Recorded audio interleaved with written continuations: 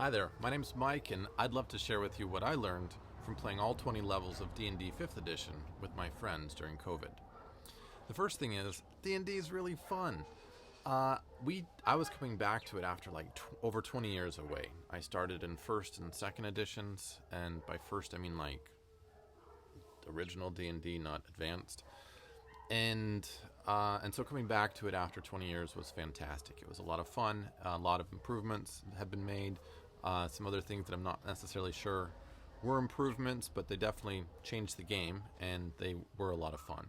So everything that I'm about to say, I've got a list of things that I want to share, but each one should be taken with the caveat that at the end of the day, if you're having fun, everything is working exactly as intended, right? And that's ultimately what I think the game does well, and I'm a big fan of that aspect of the game, and it certainly worked that way for us and my friends and family. So that was the first thing I learned, is that D&D is really fun. The second thing is that virtual tabletops are not that bad, and they're actually quite nice.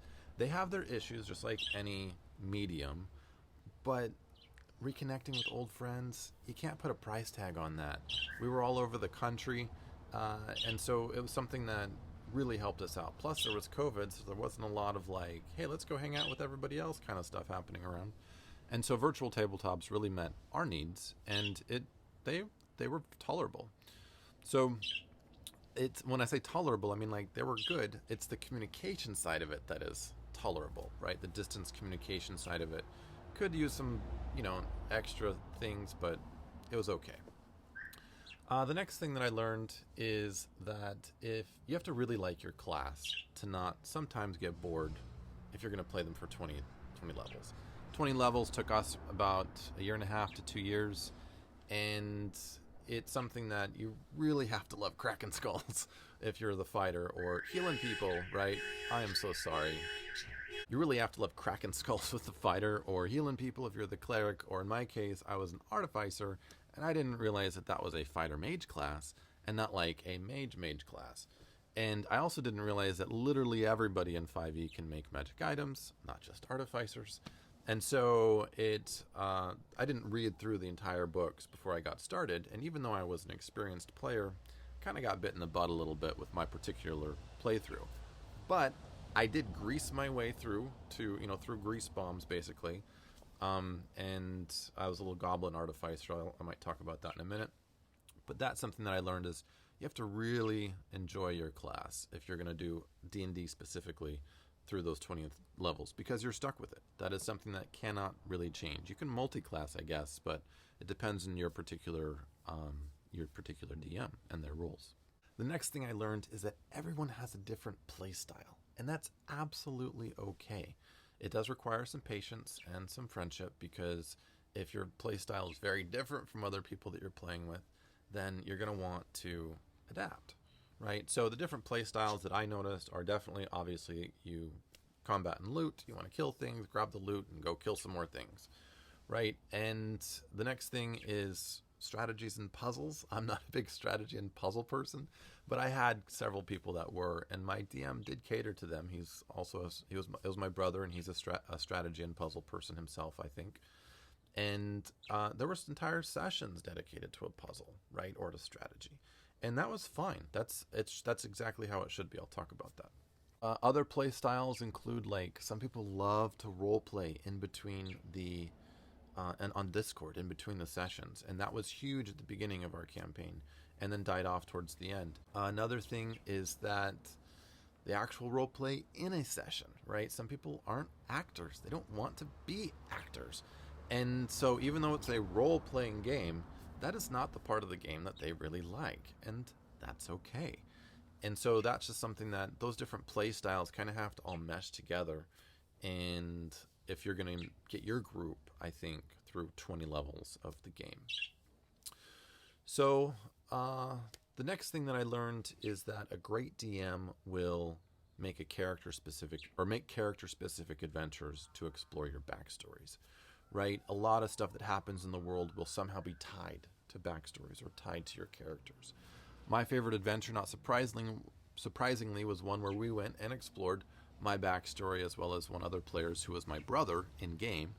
And technically he's my brother-in-law out of game too. But anyway, so and we went and explored our backstories, and it was fantastic. We got to like help make some of the NPCs in that location, and we had a lot of fun, and I was into that adventure. And then the next thing I learned is that a really great DM will actually build the world around your characters. What I mean by that is we didn't have humans in our world, and that decision was made off the fact that nobody made a human for the party. Sorry, my little bird's going crazy.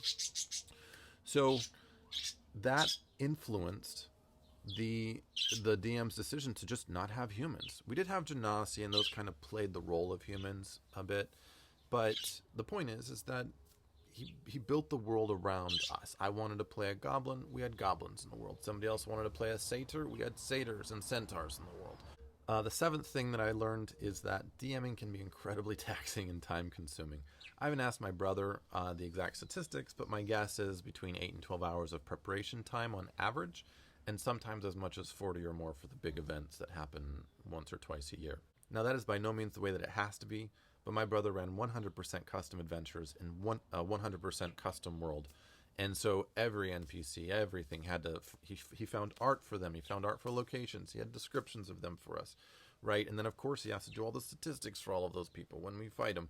And so it was a ton of work on his part, plus all the thinking and planning of the bigger story. So it's something that I do not envy DMs in D&D for that reason. The next thing is that balance at really high levels or over level 10 is really off. And it can be really challenging for a DM to just navigate that part of the game.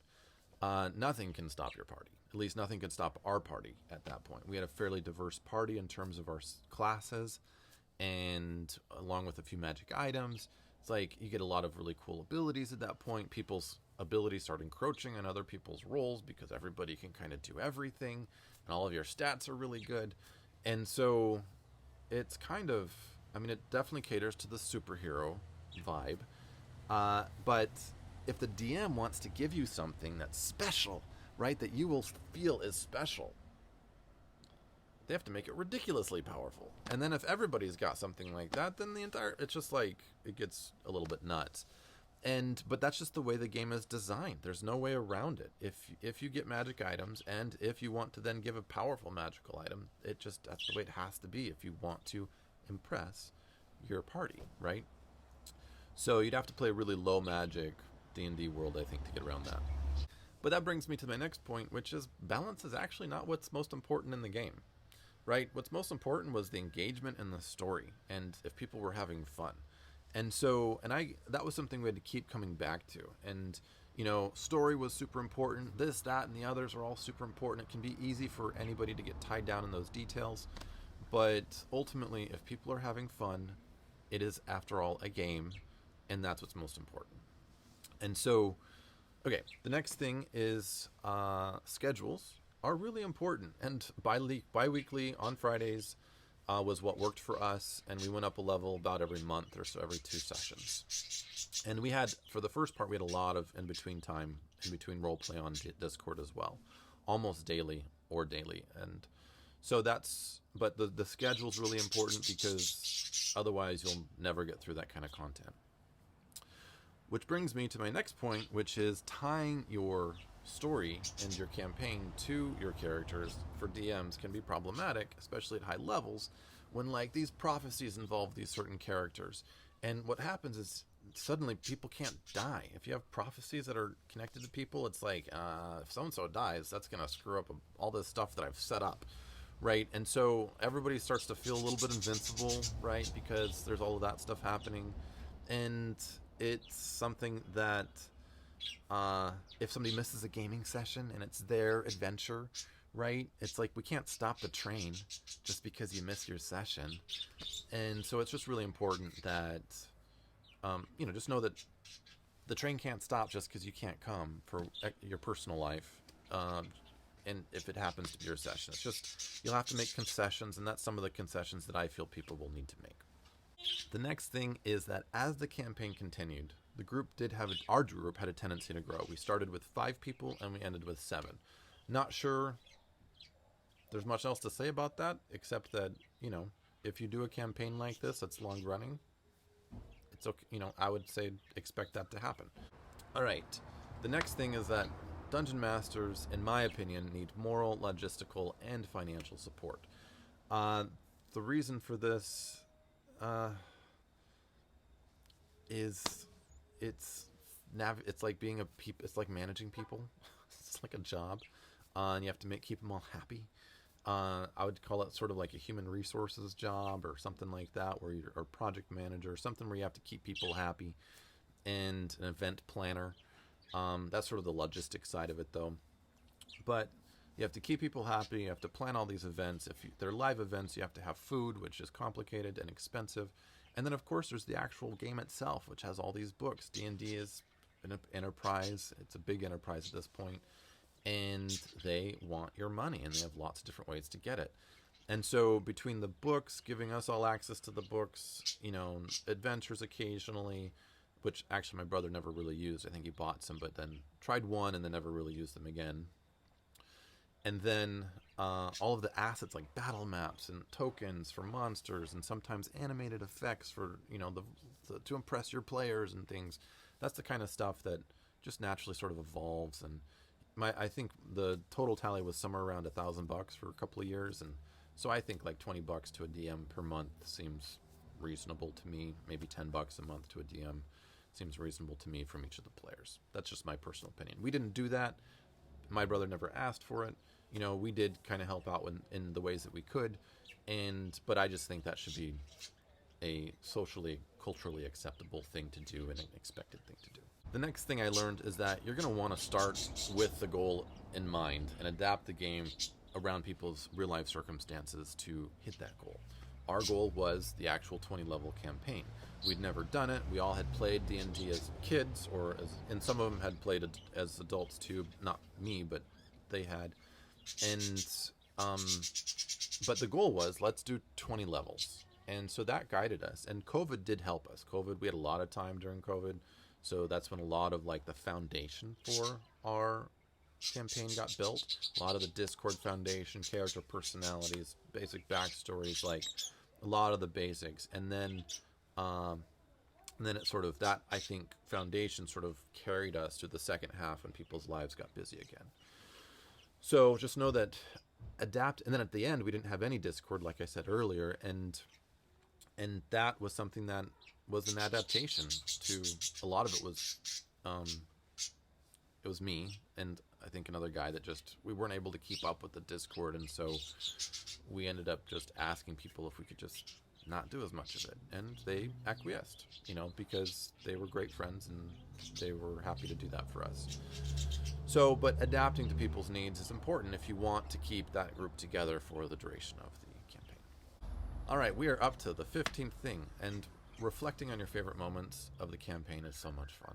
And that is something that was one of my favorite parts of it, was when we had sort of this reminiscing about everything we'd done and all the cool things. And everybody had different stuff that they remembered. And it's not necessarily stuff that your character does. So when you spend that many hours building a collaborative story, it's just impossible to not get attached to the different characters and to the story and everything. It's great. And it's a great bonding experience for real people. And it's something that I would recommend you do at least once. It's something that we'll always remember and look back on. The next thing is start with at least some members of your party having a powerful shared backstory that keeps them together. So that came, we decided to do that, myself and a couple other people, because of previous experience in role-playing games, and we didn't want to have a group of strangers that had no reason to be together except somebody gave them a job. Right, coworkers is just not a strong enough bond, and so I highly recommend having familial bonds or best friend bonds, and between your characters, and if possible, those same bonds or a similar bond, in real life. So how it worked with us is I asked my brother-in-law, who happens to be my best friend, to be my brother in game. And I don't know how we got to it, but he ended up playing, I think he was thinking of playing a Warforged. I was thinking of playing an Artificer, and so we thought up this thing of him getting killed by our evil, we were goblins. He was the oldest, I was the youngest of 12 brothers. He got killed by our chieftain, Dad, because of some prophecy that said that he would end up leading the tribe. and we were able to save him with another artificer, an experienced one, and also a third guy, another player character by Brian, who was my brother's, the DM brother's best friend. And I wasn't good friends with him, but we decided, because our characters all had similar stories and were similar races. He was a dragonborn, we were goblins. And so he ended up being sort of like a dragonborn slave of ours that was outcast from his own society, and so had been sort of adopted by ours. And so he had learned to blacksmith, and that's what he wanted to do with his character, was become a great blacksmith. So it all kind of made sense, and so we were on the run from the dad, right? And so that was how we got that bond. But the thing is, that bond kept us together, which kept the other people in the party that had more loner type. A few people had loner type characters. We had a bard, we had a druid, we had another guy, a ranger that came in. And then we had, at the end, we had like a pirate rogue, right, that come in. And so that was all stuff that helped us to just keep sort of a core nucleus, like I said, and keep things together. All right. The last thing is that I would recommend is, if you're going to try and do 20 levels, I don't recommend doing it without some experience. Get some experience under your belt and do a 5-level campaign or a 10-level campaign with your friends, or with at least some of your friends, and work out the kinks a little bit. I definitely think that would be wise, and I think that helped guide us to make sure that we had a very cohesive and solid campaign. You have to have that good foundation, I think, before jumping in. You can fix it along the way, but you'd have to have a DM that is of the style that is able to convince friends that, we need X, Y, and Z to change, and this is what we're going to do. And are you on board with that? You have to have somebody that can negotiate that kind of thing. So that's basically it, and thank you so much for watching. Just as a heads up, I am making my own game called Super Maps and Legends, and it is something that solves some problems, like getting stuck in your own class for 20 levels that you didn't expect was what it was. It solves that problem. It solves the problem of DMs not showing up, or players not showing up, in that it has a player guided experience to it. It has base building. It has a number of other cool features, and so if you're interested in following me in the creation of that product, be sure to subscribe, and I'll be adding more videos about my experiences with Dungeons and Dragons, and why I make some of the decisions that I make designing that game, and just sort of comparing the two and helping people understand what it is, and how they might want to modify their D&D campaign, or take in maybe some ideas of my game into their campaign. I certainly have taken ideas from a lot of other YouTubers and other games out there, but trying to make something that I feel like is my personal ideal role-playing game. So thanks so much for watching. This is Mike, and I'll talk to you later.